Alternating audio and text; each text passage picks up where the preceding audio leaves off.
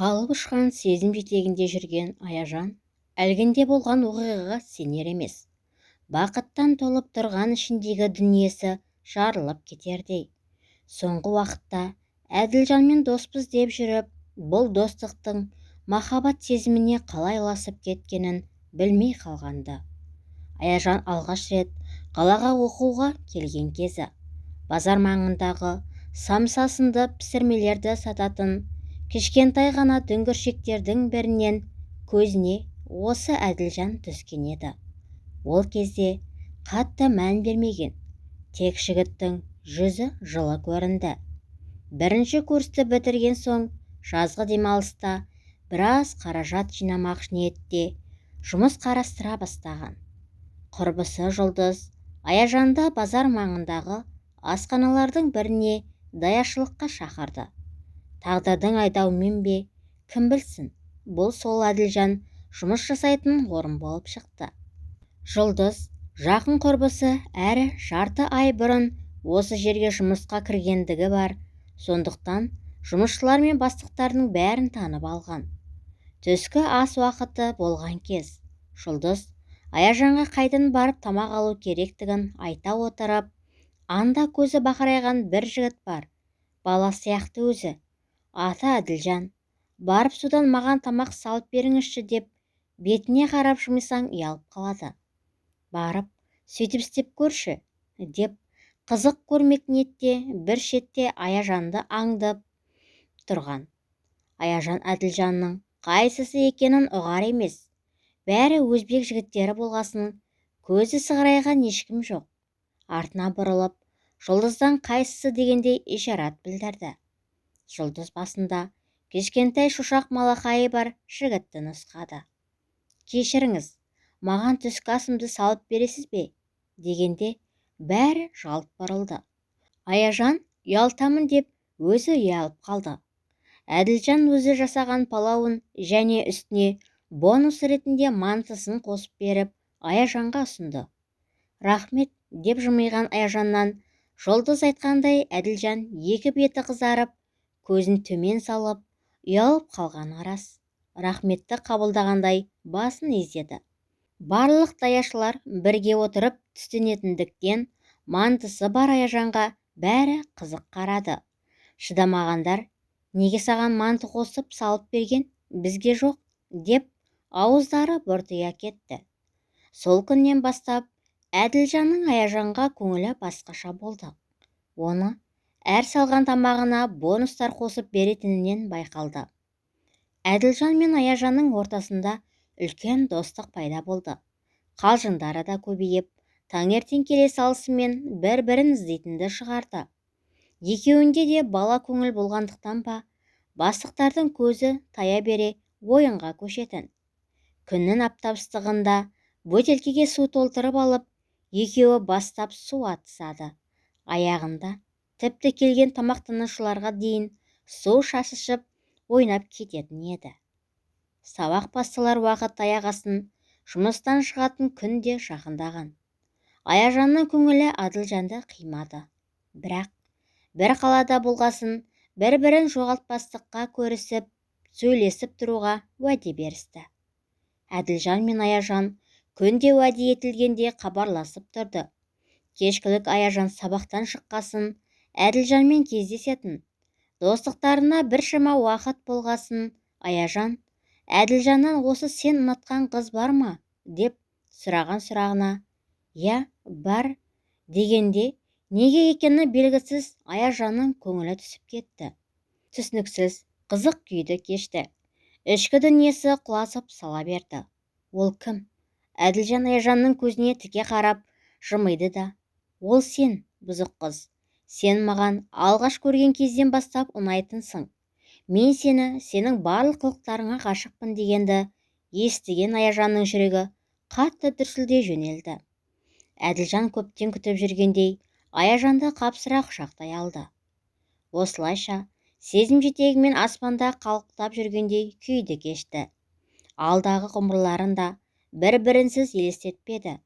Болашақта үйленіп, қайда тұрып, қалай күн кешетініне дейін жоспарлап қойған. Кешкілік серуеннің бірінде Тосыннан қолына бір құшақ розасы бар Әділжан тізерлеп отырып, Аяжанға сақинасын ұсынып, менің жарым болуға, тек мендік болуға, қалған ғұмырыңды маған арнауға келісесің бе? деді. Аяжанның қуаныштан ба, кім білсін, көзіне жас үйіріліп, ерні дірдектей, иә, деп бар даусымен айқайлай жөнелді. Әділжан ұсынған сақинасын қолына кигізіп, Аяжанды қатты құшақтап, шыр көбелек айналдыра жөнелді. Жақын арада Әділжан Аяжанды ата-анасымен таныстырмаққа бекінді. Ұлты қазақ болмаған соң, әрине, ата-анасы да жақын жерде тұрмайтындықтан, әрі Аяжанды ол жаққа ата-анасы бөтен біреумен қалай жіберіп қойсын. Әділжанмен ақылдаса келе, Аяжан ата-анасымен сөйлесіп, тұрмысқа шығатынын айтып, ата-анасымен таныстырмаққа бекінді. Ауылға сол күні кешке билет алып кеткенді. Әкесі қызының басқа ұлттың жігітіне тұрмысқа шығуға ниетті екенін естігенде бірден бұл қарым-қатынастарына қарсы шықты. Саған қазақтан жігіт құрып қалды ма? Жасың небәрі 18-де. Ол жақтың қатал салтына шыдаймын деп тұрмысың? Көп сөзді қой, мен бұған қарсымын, деп нақ жауабын берді. Бірақ әке, біз осы Қазақстанда тұрамыз, оның Қазақстан азаматтығы бар, ол туралы біз сөйлесіп қойғанбыз, дегеніне Асқар тауы көнер емес. Мен қарсымын дедім бе? Қарсымын. Мен білемін оларды. Зар еңіреп өзің қаласың, қателеспе. Оқуыңды оқы, асықпа. Болды сөз осымен, тәмам, деп шорт кесіп шығып кетті. Бағанадан үндемей тұрған анасына сұраулы жүзбен қарады. Әкең дұрыс айтады, жассың ғой қызым, ғұмырың әлі алда, өз өміріңді құртпа. Сенің болашағыңды ойлағасын айтып отырмыз. Сезімнің жетегінде кетіп, ертең опық жеп қаласың ғой, деген анасына жалынышты үнмен. Мама, мен оны сүйемін ғой, қарсылық танытпаңыздаршы, мен неге де болса да көнемін. Онсыз өмірімді де елестете алмаймын. Ол жақсы жігіт, ренжітпейді мені. Әлі көресіздер, деп ботадай боздаған қызын құшақтап, қайтейін құлыным, қайтейін деп қана анасы үнсіз сыбырлап, қалай жұбатарын білмеді. Ата-анасының разылық жауабын естімегендіктен жүзі салыңқы, көңілге жабырқау қалаға қайтты. Тек мұны Әділжанға қалай жеткізбек? Әділжанмен айтылған орынға кездесуге келді.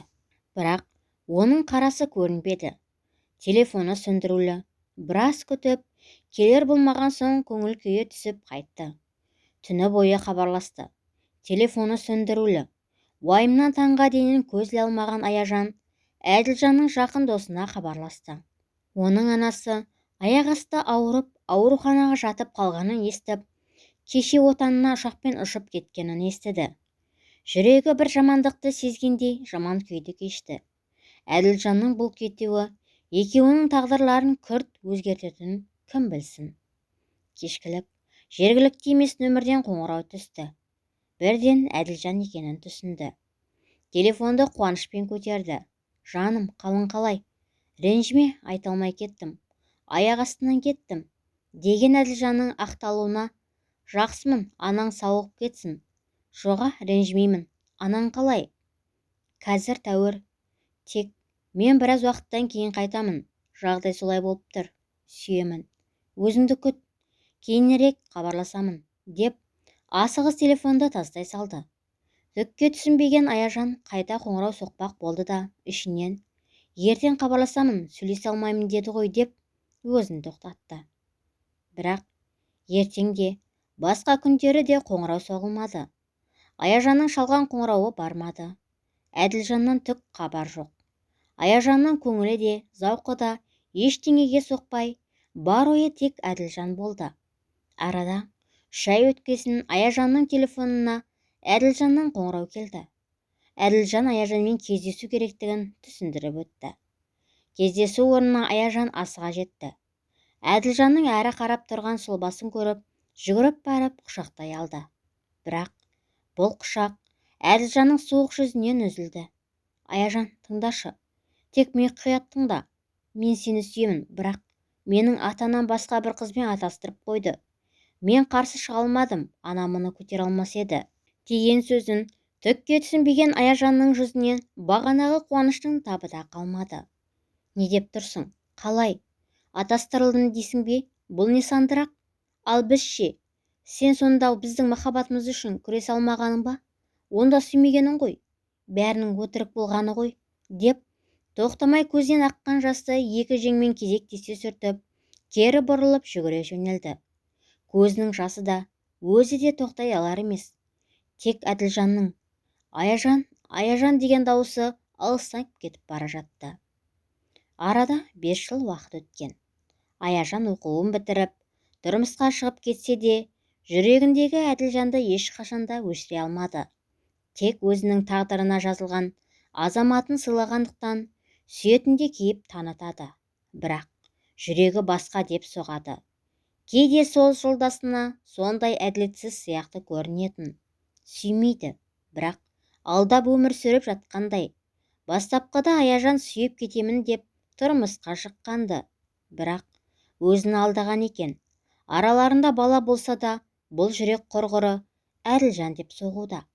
Сол үшін Аяжан кейде өзін жек көретін. Өмір деген қызық қой шіркін. Көптен көткен құрбыларымен кездесуге барған Аяжан кафенің есігін аша бере Әділжанмен соқтығысып қалды. Үнсіз тұрып қалды. Көздерінен олардың бір-біріне деген махаббаттары өшпегенді көрініп тұр. Аяжанның жүрегінің дүрсілі тіпті өзінің құлағына дейін жетіп тұрды. Бірақ бұл тағдыр екеуінің жолын екіге бөліп берді. Тек жүректері бір болуды ғана қалаған екі жан ұзақ тұрыстан кейін үндеместен көздерін төмен салып бір-бірінің жанынан өте шықты.